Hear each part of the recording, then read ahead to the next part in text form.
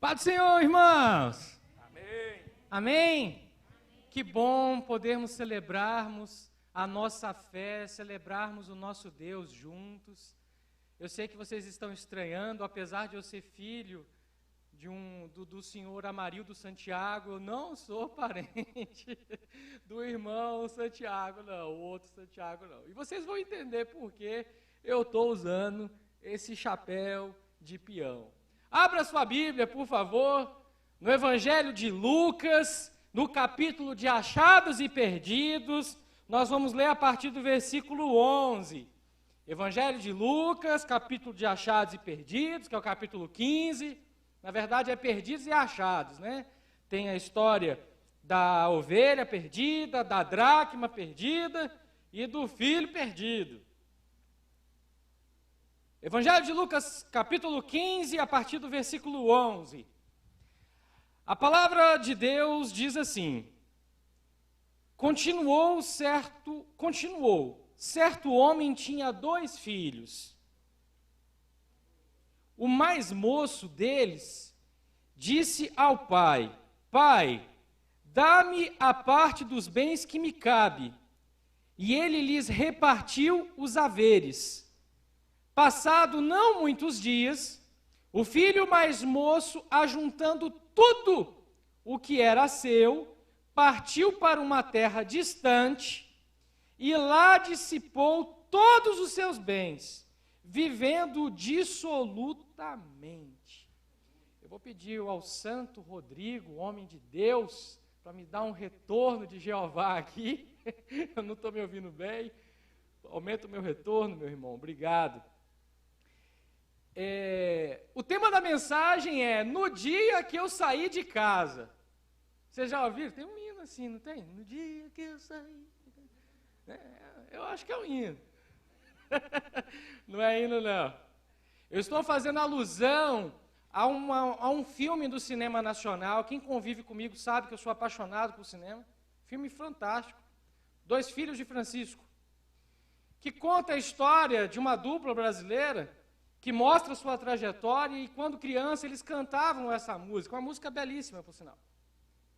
Uma poesia, que fala da história de 2 crianças, de 2 pessoas que saem de casa para poder tentar a sorte. Tentar a sorte. O problema é que Hollywood e as grandes indústrias de cinema, eles sempre retratam as pessoas que se dão bem, as pessoas que vencem, as pessoas que conseguem. É típico do cinema, é o que dá bilheteria.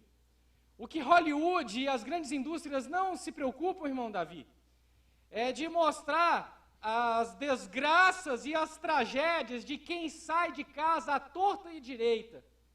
Não de quem sai de casa com um propósito específico, no tempo certo, na hora certa, mas quem sai de casa para viver a sorte e viver de qualquer jeito.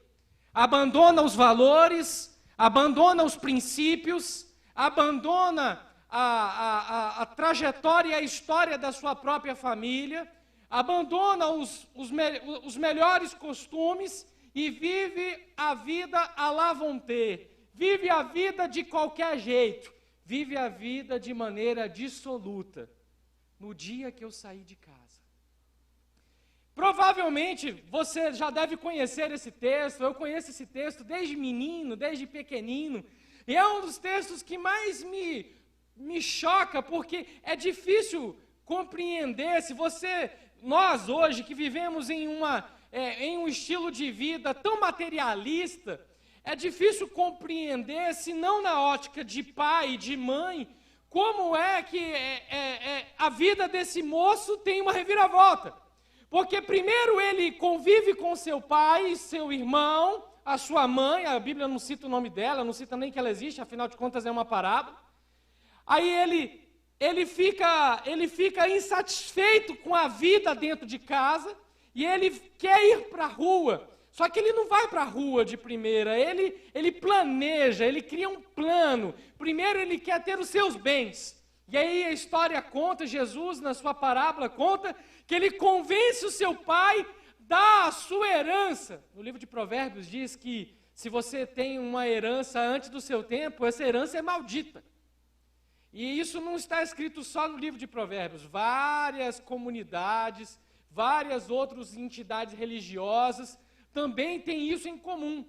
Ter um dinheiro que não é seu antes do tempo não é de Deus. Não é de Deus. É uma questão principiológica. O pai dele estava vivo. Ô, gente, eu sou pai do Baruquinho. Se o Baruquinho, lá para os 17, 18 anos, senta num almoço de domingo, chega para mim e fala assim: pai, eu quero que você vende suas fazendas, seus cafés, seus doces, a sua empresa lá de planejamento financeiro, eu quero que você vende tudo, pai. Vende o escritório de advocacia e dá metade para mim. Ô, irmão, eu vou dar um cascudo nesse menino. Ele vai ter que correr de mim.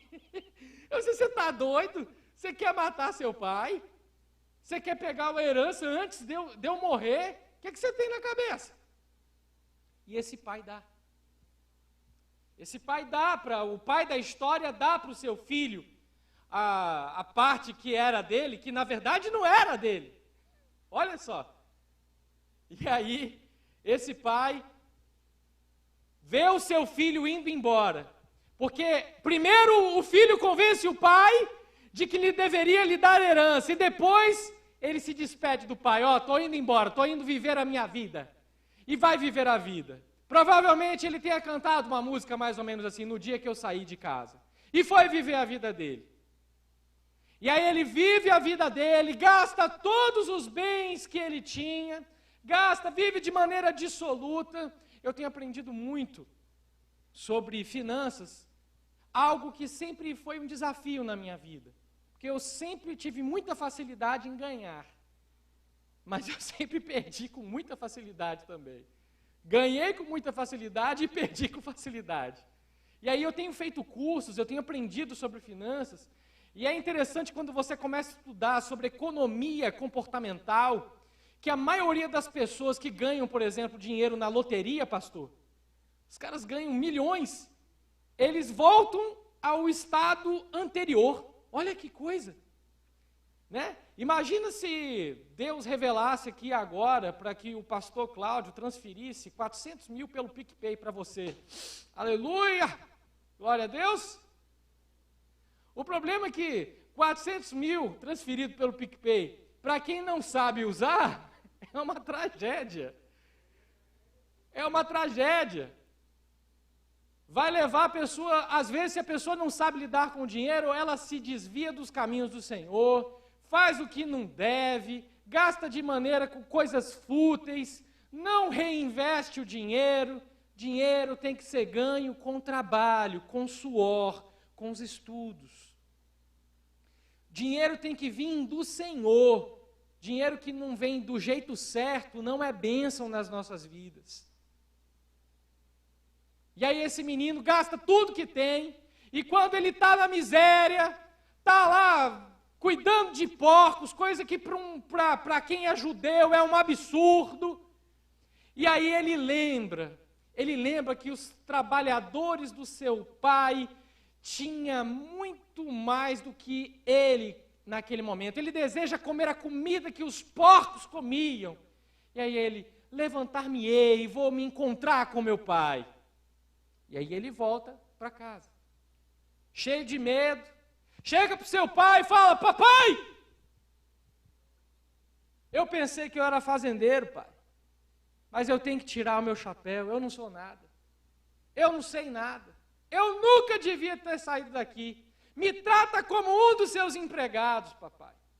E o pai faz algo incrível, algo que só quem é pai saudável faz. O pai perdoa, o pai manda dar um banho naquele menino, colocar uma roupa nele, colocar uma sandália naquele pé dele, todo machucado, um anel no dedo, renova a aliança, manda matar lá um cordeiro para fazer um churrasco e comemorar. E aí eu fico imaginando, isso não está na Bíblia, isso está na minha imaginação, dentro da história. Eu fico me imaginando os meninos chegando assim perto dele, do filho pródigo, e chegando para ele: vem cá, conta para mim, Como é que foi sua experiência no dia que você saiu de casa? Eu sei que a gente está distante um dos outros, mas se você estiver em casa, talvez você está mais perto de alguém.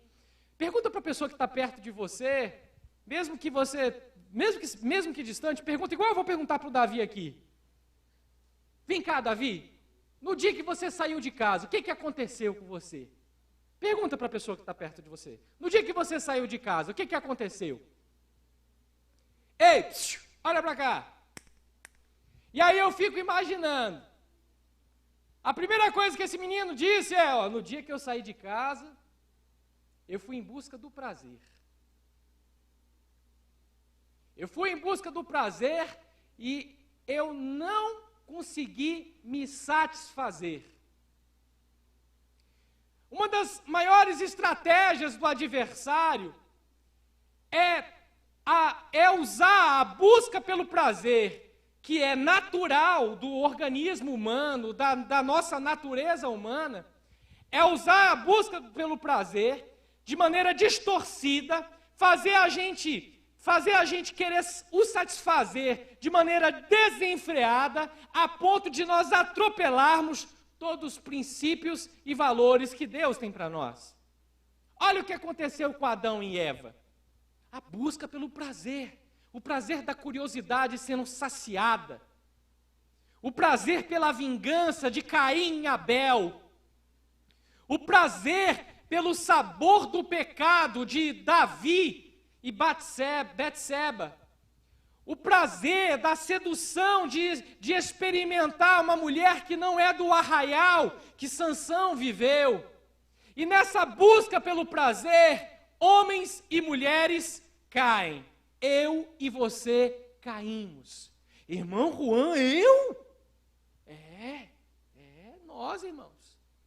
Nós muitas vezes ouvimos esse texto e associamos esse texto a um texto para desviado. Não é verdade?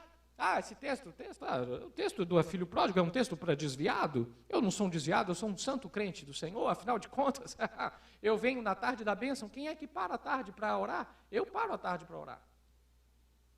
O que a gente esquece é que a maioria das vezes, quando Jesus diz essas coisas, Jesus não disse isso para ímpio, Jesus não disse isso para homens que não criam em Deus, Jesus disse isso para crente, Jesus disse isso para pessoas piedosas, Jesus disse isso para pessoas boas, Jesus disse isso para os seus. O filho pródigo é eu e você, o filho pródigo somos nós. Quando nos desviamos, quando saímos de casa, da casa do Pai, em busca de algum prazer, em busca de satisfazer algum desejo da nossa alma, nós nos distanciamos do Pai, nós nos distanciamos do seio da nossa casa, nós distanciamos de Deus. Observe, tem se feito uma campanha mundial. Não saia de casa, para quem não pode, né? Não saia de casa. Irmãos, eu venho aqui como homem de Deus, como profeta, dizer para você, não saia da casa do Pai. Não saia da casa do Pai.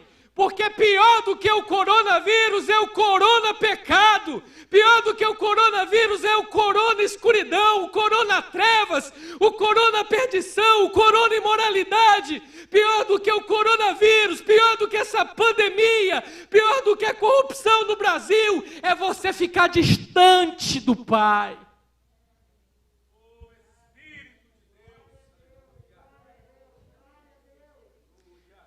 O homem que me discipulou, irmão Leonardo Lopes, ele é uma pessoa fora de série. Eu amo o pastor Leonardo, hoje ele é pastor, tenho muito carinho por ele.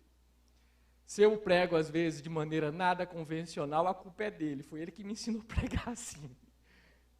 E o Léo, ele me disse, né, eu era menino, dentro da igreja evangélica, o Léo falou, Juan, você acha que fora da igreja existe prazer? Eu falei, claro que não, prazer é só na casa de Deus. Ele, meu filho, você está enganado, fora da igreja tem muito prazer, e o adversário sabe disso. O problema é que nenhum prazer que a gente experimenta no mundo se compara à alegria da presença de Deus. Não tenha nada que satisfaz. Não tem cocaína, não tem crack, não tem ópio, não tem onda, não tem cannabis, não tem morfina, não tem nada. Essa busca desenfreada pelo prazer que você está tendo, e Deus sabe por que eu estou dizendo isso. Essa busca desenfreada pelo prazer que você está buscando, ela não vai satisfazer a sua alma, porque há um espaço no seu peito que é igual ao meu peito, onde só Jesus pode habitar.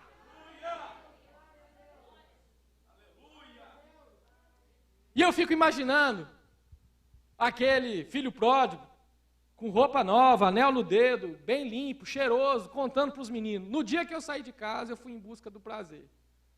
E aí o menino: é mesmo? E depois? E depois? Deu ruim.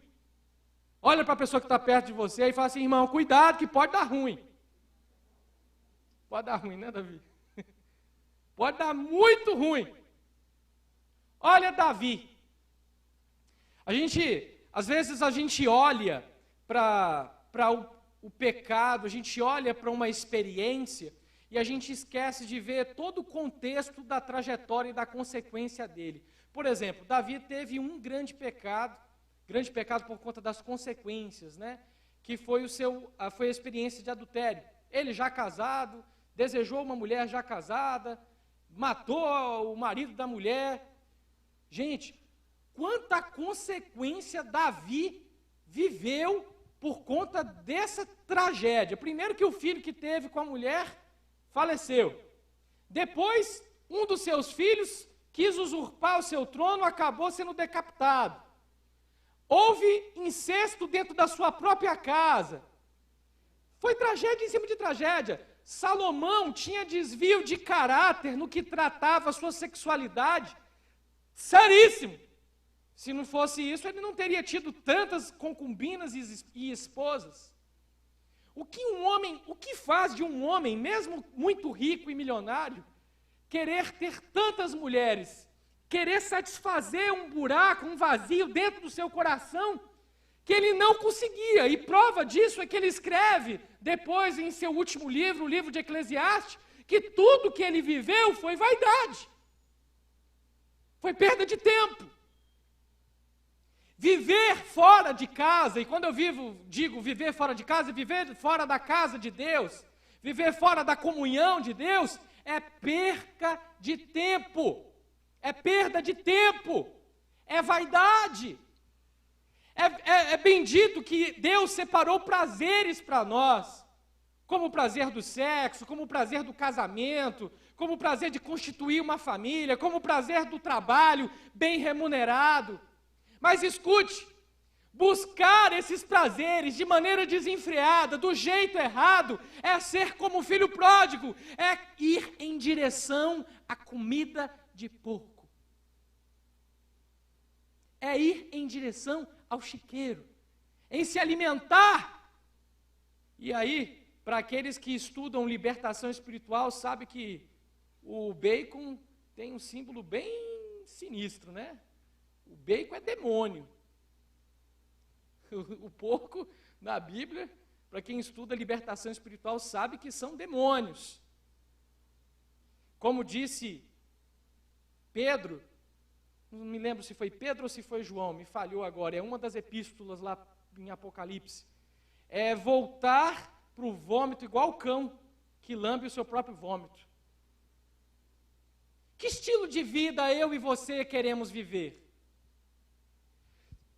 E aí eu fico imaginando ele concluindo, ele dizendo: ó, menino, não sai de casa não, fica aqui na casa do pai, fica na casa do pai de vocês, vai ter a hora certa de vocês usufruírem a bênção do pai, vai ter a hora certa de vocês experimentarem e gozarem da bênção do pai.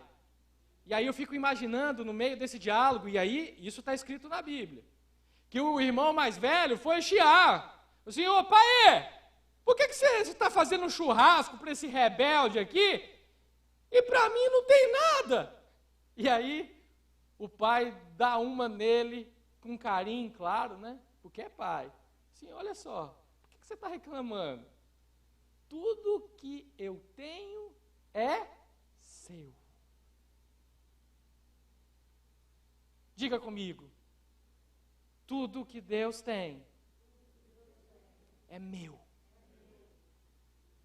Irmãos, isso é poderoso demais. As riquezas de Deus são minhas. Os milagres de Deus são meus. As bênçãos que há na palavra de Deus são minhas.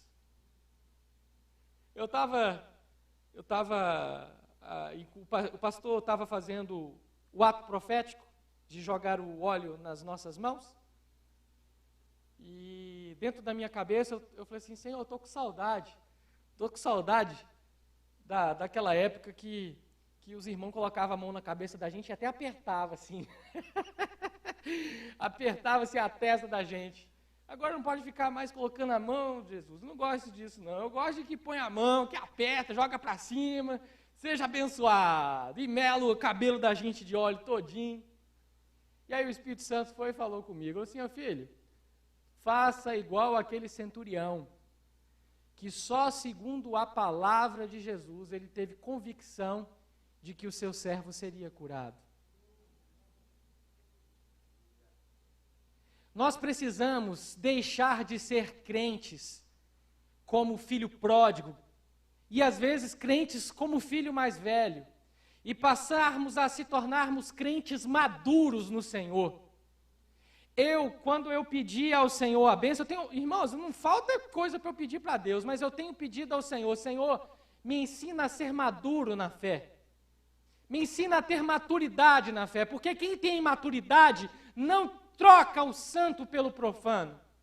Quem tem maturidade não troca a comida da mesa do Pai pelas migalhas de Satanás.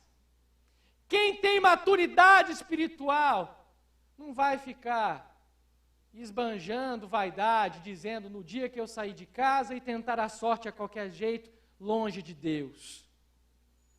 Você não precisa ficar longe de Deus para ter sorte, até porque só tem sorte mesmo, quem anda com Deus.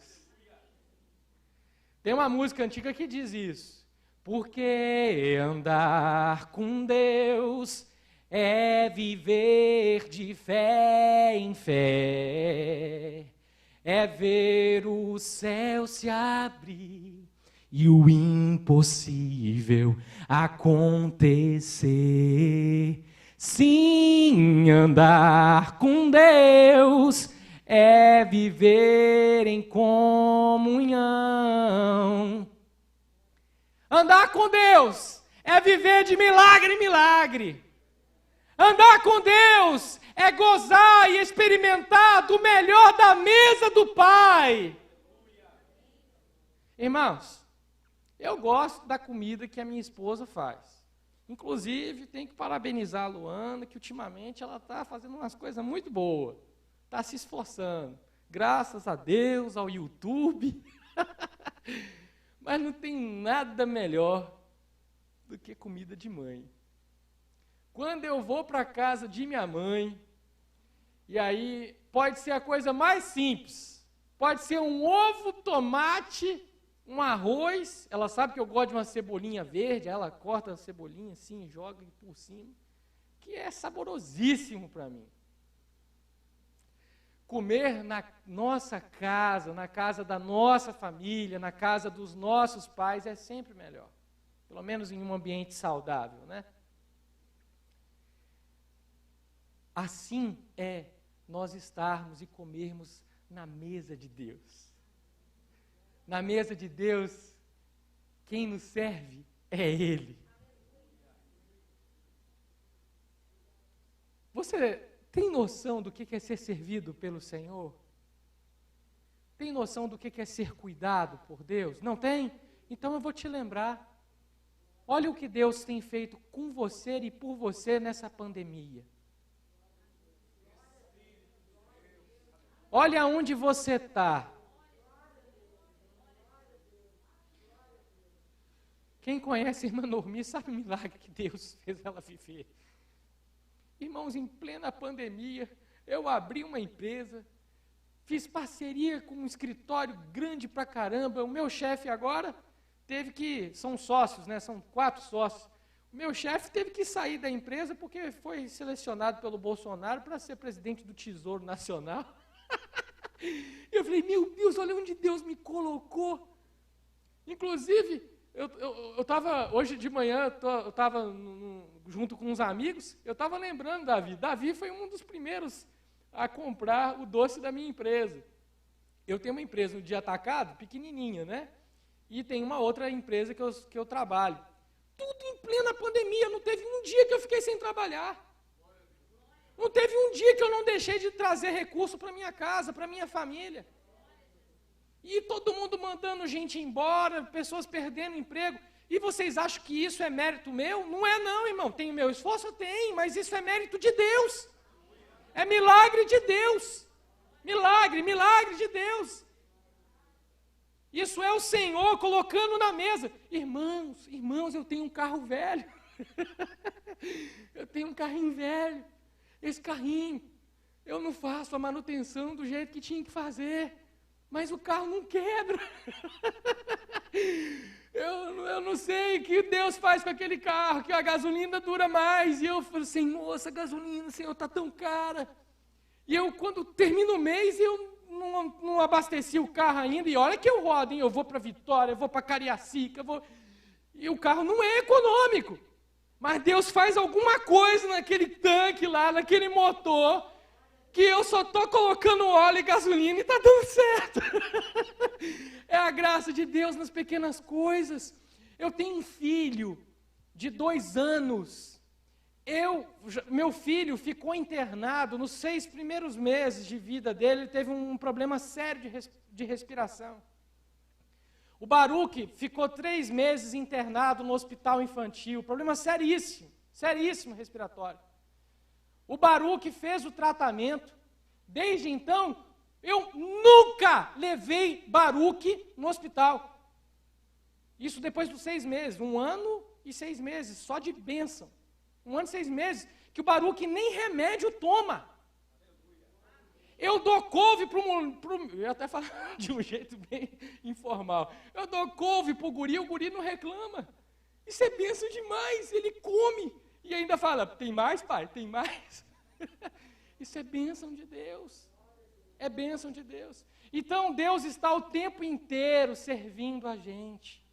Ele serve a gente com amizades, como eu tenho Davi, como eu tenho o pastor, como meus amigos. Pessoas para compartilhar. Ele serve a gente como a célula. Eu sou da célula do irmão Tony. Um lugar onde eu posso falar, onde as pessoas me ouvem, onde as pessoas sabem os meus defeitos, me puxa a orelha, ora por mim. Isso é Deus servindo a gente. Nós somos servidos por Deus quando temos um ambiente de culto, um ambiente para celebrar o Senhor, sem que ninguém persiga a gente.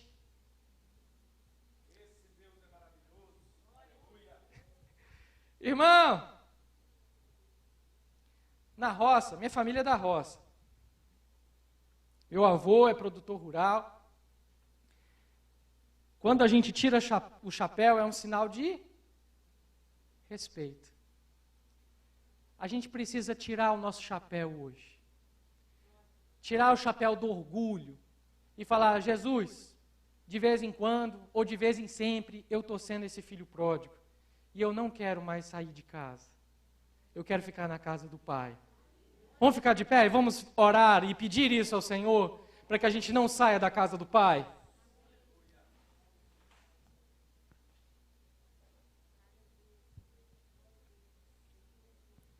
Na casa do Pai, eu tenho morada. Na casa do Pai, eu tenho abrigo. Na casa do Pai, eu tenho remédio. Eu tenho aconchego. Eu tenho cura.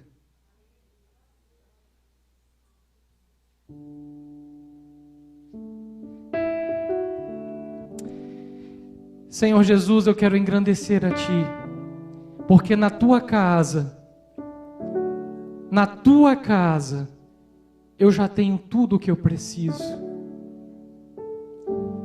E eu tenho aprendido, o Senhor tem ministrado por meio desse texto há dias no meu coração.